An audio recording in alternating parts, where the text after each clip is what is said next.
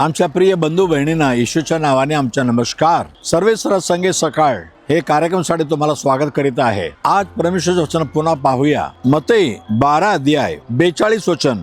दक्षिण देशाचे राणी पृथ्वीच्या चोहीकडून आली, सालोमोनच्या ज्ञानाला ऐकासाठी आली, पण सालोमोन पेक्षा मोठा परमेश्वर इथं आहे। सालोमोन पेक्षा मोठा आहे। आज सालोमोन कोण आहे? ते इस्रायलचा राजा होता। तो मोठा राजा बनल्यानंतर देवाकडे मागितलं। पहिला राजा 3:9 मध्ये, देवापा मला असे ज्ञान दे की तुझ्या लोकांच्या बरोबर मी न्याय करू, कारण एवढा मोठा लोक समुदाय आहे, यांना कोण न्याय करू शकते। मग देवाने काय सांगितलं? तुझ्या प्रार्थनेप्रमाणे मी तुला ज्ञान देतो आणि ज्ञानामध्ये तुझ्यासारखं आणखीन कोणी नसणार, असं तुला ज्ञान देणार। असं ज्ञान देणारा देव कोण आहे? मोठा राजा तर ज्ञान असेल, पण त्याला ज्ञान देणारा परमेश्वर असं कोण आहे? तुम्ही याकूब 1:5 मध्ये वाचत आहे, तुमच्यापैकी कोणी ज्ञान मध्ये कमी असेल तर त्या देवाकडे मागा, तो संपूर्णपणे ज्ञान देणार। हो, ज्ञानीला ज्ञान देणारा असा मोठा परमेश्वर आहे। आज तुम्हाला तुमच्याकडे ज्ञान आहे, पण आणखीन ज्ञान पाहिजे, मोठं ज्ञान पाहिजे, तर ते ज्ञान देणारा परमेश्वरच मोठा परमेश्वर असेल ना। आणि नीतिसूत्रे 2 अध्याय 6-7 मध्ये आहे,